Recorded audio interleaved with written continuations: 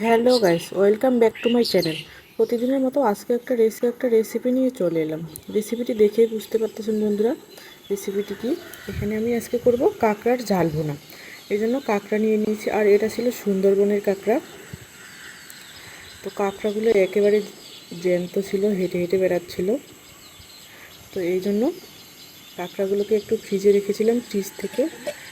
ফ্রিজে রাখলে কাটতে সুবিধা হয়, কামড়াতে পারে না, আর কাঁকড়াটা টেস্ট কমে যায়। তো এভাবে এখন কাঁকড়াটাকে কেটে নেব আমি। কাঁকড়াটাকে কেটে আমি পরিষ্কার করে ধুয়ে নিয়েছি। এবারে আমি আবারও দু পিস করে নিচ্ছি, কারণ কাঁকড়াগুলো বড় ছিল। তো রেসিপিটি যদি আমার ভালো লেগে থাকে প্লিজ একটা লাইক করবে, একটা কমেন্ট করবে। আর আপনি যদি আমার চ্যানেলে নতুন ভিজিট করে থাকেন প্লিজ আমার চ্যানেলটিকে সাবস্ক্রাইব করে দেবেন এবং পাশে থাকা বেল আইকনটি প্রেস করে দেবেন। এই যে কাঁকড়াগুলোর যে দাঁড়াগুলো থাকে ওগুলোকেও আমি ভেঙে দিয়েছি, এতে কিন্তু মশলাটা ভালোভাবেই ঢুকবে। এই রান্নার জন্য আমার লাগতেছে কাঁচামরিচ বাটা, এখানে কাঁকড়ার যে ঘিলুটা আছে এটা, গরম মশলা বাটা, আর হচ্ছে টমেটো, আর এখানে আলু নিয়েছি, শুকনো মরিচ, আদা রসুন আর পেঁয়াজ। এই উপকরণগুলো আজকে রান্নায় আমার লাগবে।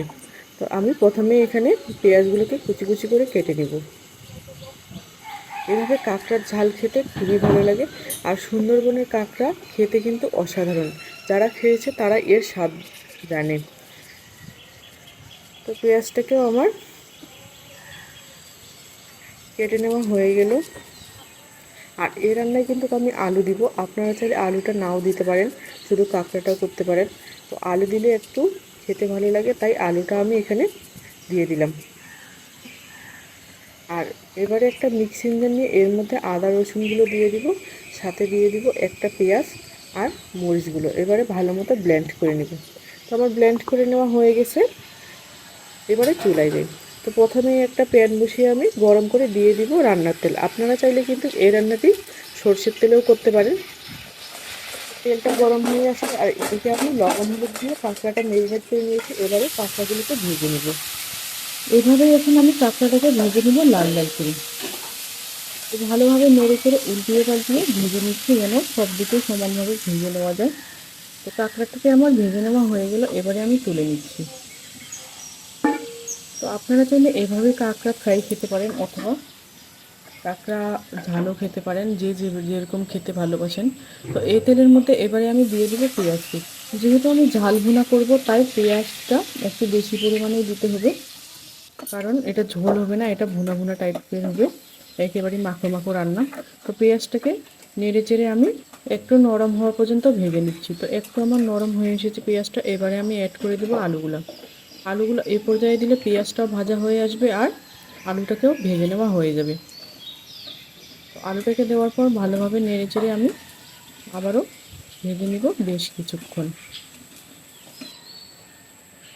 তো ভেজে নেওয়া হয়ে গেছে, এখানে প্রায় আমি 2 থেকে আড়াই মিনিটের মতো ভেজে নিলাম।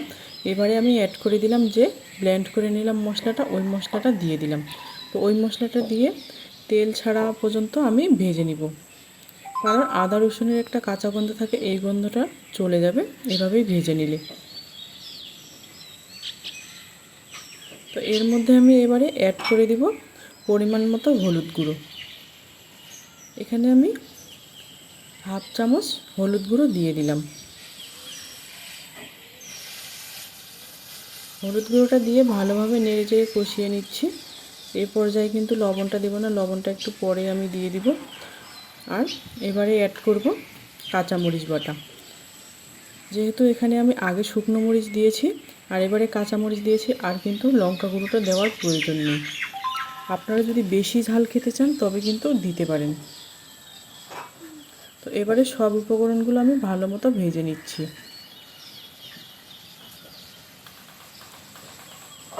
এবারে আমি সব উপকরণগুলোকে ভালোভাবে কষিয়ে নিব, আর এর মধ্যে অ্যাড করে দিব টমেটো পেস্ট। এখানে আমি 1 বাটি টমেটো পেস্ট দিয়ে দিলাম, সাথে গরম মশলা বাটাটাও দিয়ে দিলাম। এবারে আবারও কষিয়ে নিব আমি এখানে 2 থেকে 3 মিনিটের মতো। এভাবে যত বেশি আপনারা কষিয়ে নেবেন তত কিন্তু এ রান্নার স্বাদটা বেড়ে যায়। আর এভাবে কষানোর সময় আমি অ্যাড করে দিব কাঁকড়ার যে ঘিলুটা বের করে রেখেছিলাম, এই ঘিলুটাই দিয়ে দিব। তো এভাবে দিলে কিন্তু রান্নার স্বাদটা খুবই ভালো হয়। আর এইটা কিন্তু রান্নার এই পর্যায়ে দিতে হবে, তাইলে কিন্তু ঘিলুটা মশলার সাথে ভালো মতো কষানো হয়ে যাবে। তো আমার রেসিপিটি যদি ভালো লেগে থাকে প্লিজ একটা লাইক করবে আর প্লিজ একটা কমেন্ট করবে। আর আপনি যদি আমার চ্যানেলে নতুন হয়ে থাকেন প্লিজ একটা সাবস্ক্রাইব করে দিবেন এবং পাশে থাকা বেল আইকনটি প্রেস করে দিবেন। তো এর কষানো আমার প্রায় শেষ। এবারে আমি অ্যাড করে দিলাম কাঁকড়াগুলো। আমার এই প্রসেসটি ফলো করে আপনারা কিন্তু এই রেসিপিটি রান্না করতে পারেন। আমার যে প্রতিটা স্টেপ আছে এটা কিন্তু ফলো করবেন, এতে কিন্তু কাঁকড়ার ঝাল ভুনা রান্না খেতে খুবই ভালো হয়। তো কাঁকড়াটাকে দেওয়ার পর আবারও আমি এভাবেই কিন্তু এখন আমি রান্না করব। এর মধ্যে আর কোনো জল অ্যাড করব না, বাড়তি জল অ্যাড করার কোনো প্রয়োজন নেই। কাঁকড়া থেকে যে জলটা বেরিয়ে যাবে ওটা দিয়ে রান্না হবে। আর এই পর্যায়ে কিন্তু চুলার আঁচটা লয়ে রাখতে হবে। তো কিছুক্ষণ আমি ঢেকে রান্না করলাম। এবারে লবণ দিয়ে দিচ্ছি, যেহেতু কাঁকড়াগুলো ভাজার সময় লবণ দিয়েছি তাই লবণটা একটু বুঝিয়ে দিতে হবে। আর সাথে দিতে হবে গরম মশলা গুঁড়ো। তো এভাবেই কিন্তু লবণ আর গরম মশলাটা গুঁড়োটা দেওয়ার পর ভালোভাবে নেড়ে চেড়ে দিব। তো নাড়াচাড়া করতেই থাকবো বেশ কিছুক্ষণ। আর এই পর্যায়ে কিন্তু চুলার আঁচটা লয়ে রাখবেন, হাই হিটে দিবেন না, হাই হিটে দিতে গেলে রান্নাটি পুড়ে যাবে। তো এভাবে এখন ঢেকে ঢেকে আমি রান্না করব 2 থেকে 3 বারের মতো। কাঁকড়া থেকে কিন্তু অনেকটাই জল বেরিয়ে আসতেছে, দেখতেই পাচ্ছেন। আর এই জলটা কিন্তু কাঁকড়া থেকেই বেরিয়েছে, এক্সট্রা কোনো জল দেওয়া নেই। তো এভাবেই এখন আমি কষিয়ে নিচ্ছি। আবারও ঢেকে দিব, আমি ঢেকে দিয়ে কিছুক্ষণ রান্না করে নিব।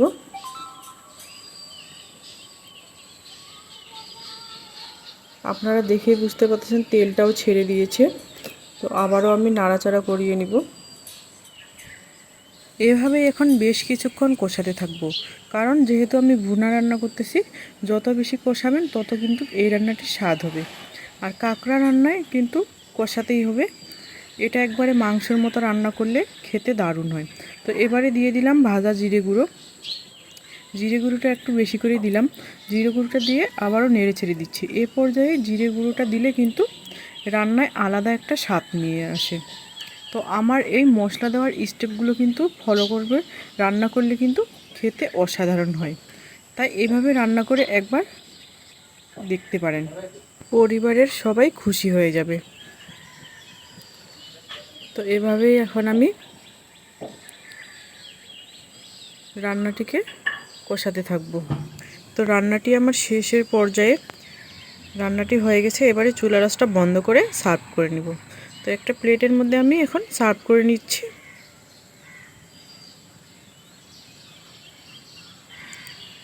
তো আপনারা চাইলে যে কোনো ডিশে বা বলেও সার্ভ করে নিতে পারেন। তো রেসিপিটি কেমন হয়েছে অবশ্যই কমেন্ট করে জানাতে ভুলবেন না। আর এতক্ষণ সঙ্গে থাকার জন্য আপনাদেরকে অসংখ্য অসংখ্য ধন্যবাদ জানাই। তো রান্না হয়ে গেল আমার কাঁকড়ার ঝাল ভুনা। আজকে এ পর্যন্তই, দেখা হবে অন্য কোনো রেসিপি নিয়ে। ততক্ষণে ভালো থাকবেন, সুস্থ থাকবেন, নিজের প্রতি খেয়াল রাখবেন। Thank you for watching my video.